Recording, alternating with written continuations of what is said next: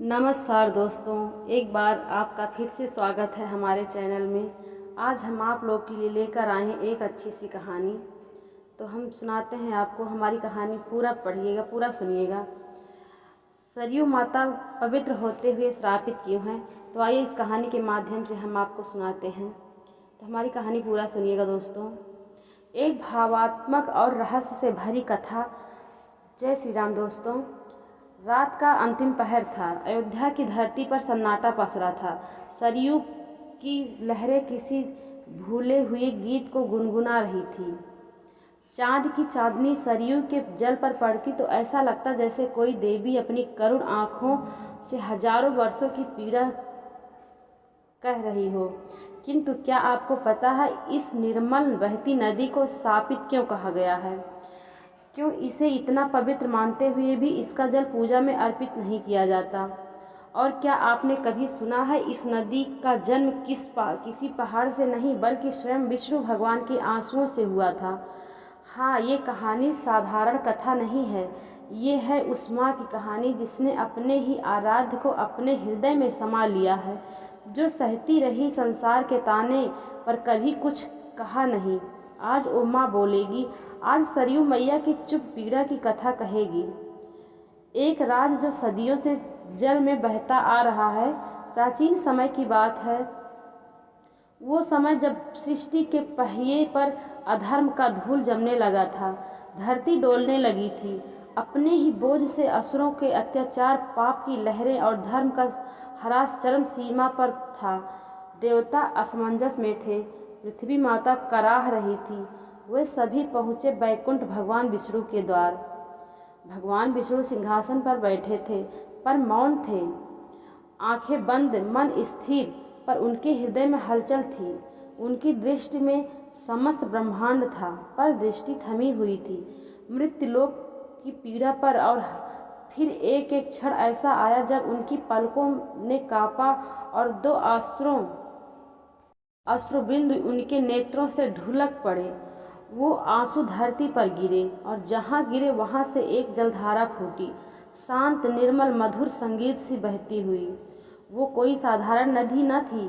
वो थी विष्णु की पीड़ा, करुणा और संकल्प का प्रहार। देवताओं ने देखा, ये कोई गंगा या यमुना नहीं, ये तो सरयू हैं, जो प्रभु के हृदय का टुकड़ा बनकर धरती पर उतरी हैं। एक भविष्य की माँ जो राम को अपनाएगी। विष्णु मुस्कुराए और बोले, यही सरयू एक दिन मेरी लीला का साक्षी बनेगी। यही नदी मेरे राम रूप को अपने आंचल में समेटेगी। और जब मैं पृथ्वी से विदा लूँगा, यही जल मुझे वापस बैकुंठ ले जाएगी। तब से सरयू केवल जल नहीं रही, वो बनी एक माँ, एक मार्ग और एक मोक्ष की धारा। वो ना कभी गंगा जैसी प्रसिद्ध हुई, ना यमुना जैसी प्रिय, क्योंकि उसका स्वर करुणा का स्वर था। वो नहीं चाहती थी कि आरती चढ़ावे, उसे चाहिए था बस श्रद्धा का और स्मरण, क्योंकि उसके हृदय में आज भी गूंजते हैं वो क्षण जब एक दिन राम मर्यादा का प्रतीक धीरे धीरे उसके जल में उतरकर विष्णु रूप में लीन हो गए थे। दोस्तों, क्या आप जानते हैं कि क्यों नहीं होता सरयू जल का पूजा में उपयोग? क्योंकि जिस जल में स्वयं भगवान समाये हों, उस जल से पूजा नहीं होती। वहाँ केवल आंखें झुकती है और आत्मा नम होती है। सरयू मैया शापित नहीं है। वो तो उस माँ की तरह है जिसने अपने पुत्र को खोया, पर मौन रहकर उसे दिव्यता की ओर विदा किया। सरयू नदी कोई सामान्य नदी नहीं है। वो भगवान विष्णु के हृदय का भाव है। उनके नेत्रों से बहा वो अश्रु है जो आज भी अयोध्या की मिट्टी को पवित्र करता है। क्या आप जानते हैं कि सरयू मैया की गोद में ही रामलला का अंतिम वास क्यों और कैसे हुआ? अयोध्या नगरी, जहाँ की हवाएं में राम नाम ही की गूंज थी, जहाँ हर गली हर मोड़ पर मर्यादा और धर्म का दीप जलता था। श्री राम के राज में मनुष्य के साथ साथ पशु पक्षी वृक्ष नदियाँ सभी सुखी और शांत थे। हर ओर सिर्फ सत्य, प्रेम और सेवा का भाव था। लेकिन जो अवतार पृथ्वी पर आता था, उसे एक दिन विदा भी लेनी पड़ती है। श्री राम रावण का वध कर सीता माता को लेकर लौट आए, लेकिन कुछ समय बाद लोक की मर्यादा के चलते उन्हें सीता को फिर से वन में भेजना पड़ा। वह घड़ी राम के जीवन की सबसे कठिन घड़ी थी। वे राजा थे पर एक पति भी थे और उस पीड़ा ने उन्हें भीतर से तोड़ दिया था। सीता माता धरती माता में समा गई और श्री राम का मन अयोध्या की राजगद्दी से धीरे धीरे हटने लगा। उन्हें महसूस हो गया कि अब उनका अवतारी काल पूर्ण हो चुका है, परंतु भगवान कभी भी मर्यादा से बाहर नहीं गए। उनका हर निर्णय धर्म पर आधारित था और उनका अंतिम निर्णय भी इसी मर्यादा से बंधा हुआ था। एक दिन श्री राम के दरबार में एक अपरिचित साधु आया, लेकिन वो कोई साधारण नहीं था। वह स्वयं काल पुरुष थे, जो भगवान राम को उनके अवतार समाप्ति की सूचना देने आए थे। उन्होंने श्री राम से एकांत में बात करने की शर्त रखी कि अगर कोई भी हमारी बातचीत में विघ्न डालेगा, उसे मृत्युदंड देना होगा। श्री राम ने यह बात लक्ष्मण को बताई और दरवाजे पर पहरा देने को कहा। तभी चमत्कार हुआ। स्वयं ऋषि दुर्वासा वहां पधारे। उन्होंने श्री राम से तुरंत मिलने की मांग की। अगर उनकी इच्छा पूरी नहीं होती तो वे पूरे अयोध्या को शाप देने की बात कहने लगे। लक्ष्मण के सामने धर्म संकट खड़ा हो गया।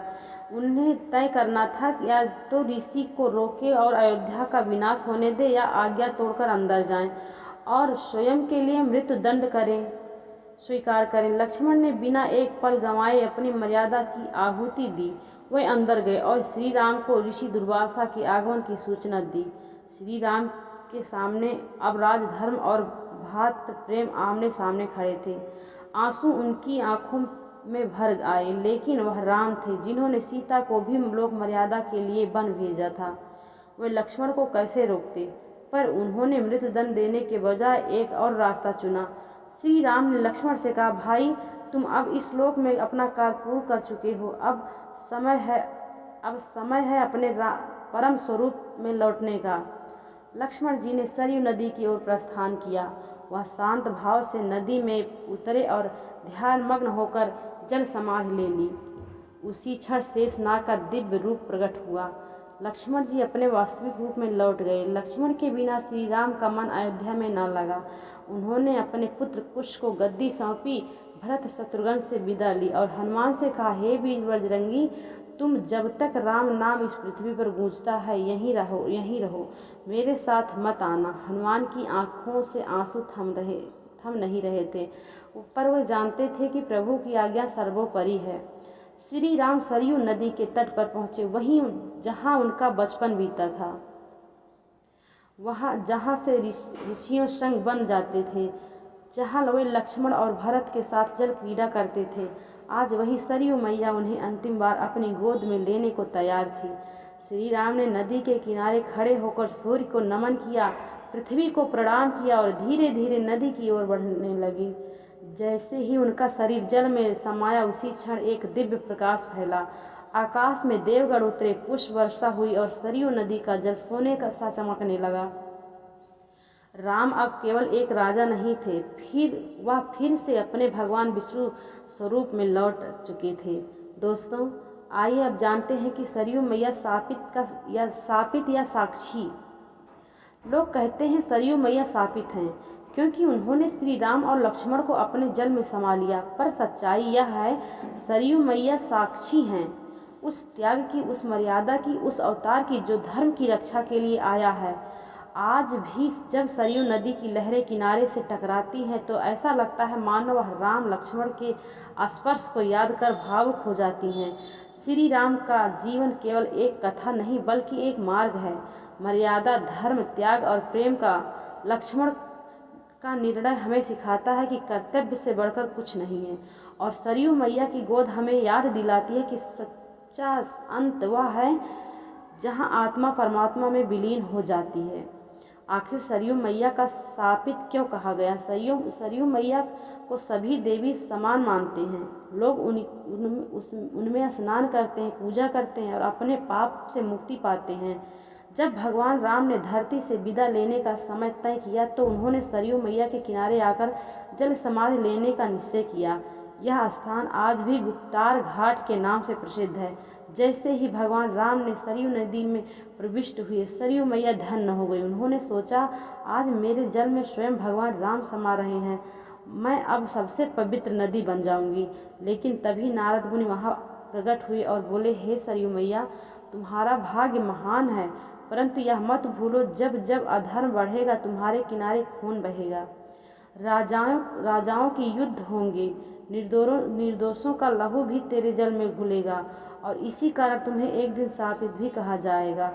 सरयू मैया ने रोते हुए कहा, क्या मेरे पवित्र जल में खून बहेगा? क्या मैं कभी अपवित्र हो जाऊंगी? नारद मुनि ने उत्तर दिया, तुम्हारे जल में श्री राम समाये हैं, इसलिए तुम सदा पूजनीय रहोगी। लेकिन जब जब तुम्हारे किनारे मानवता को ठेस पहुँचेगी, जब निर्दोष मारे जाएंगे, तो लोग तुम्हें साक्षी मानेंगे और तुम्हारे आंचल में बहा खून तुम्हें शापित कहेगा। समय बीतता गया। राजा हर्षवर्धन से लेकर स्वतंत्रता संग्राम तक कई युद्ध सरयू के किनारे लड़े गए। कुछ निर्दोषों ने भी इस जल में छलांग लगाई और हर बार सरयू मैया का हृदय भारी हो जाता। लेकिन आज भी लोग मानते हैं कि वे सच्चे दिल से सरयू मैया को पुकारे और अपने पापों की क्षमा मांगे, उससे वह शुद्ध कर देती है। सरयू मैया शापित नहीं है, साक्षी है।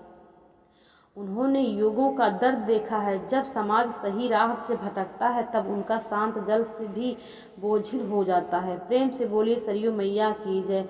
जय श्री राम। दोस्तों, आपको ये कथा कैसी लगी कृपया कमेंट में ज़रूर बताइए। वीडियो पसंद आया हो तो लाइक करें और अपने दोस्तों को शेयर करें। कमेंट में जय श्री राम लिखना ना भूलें।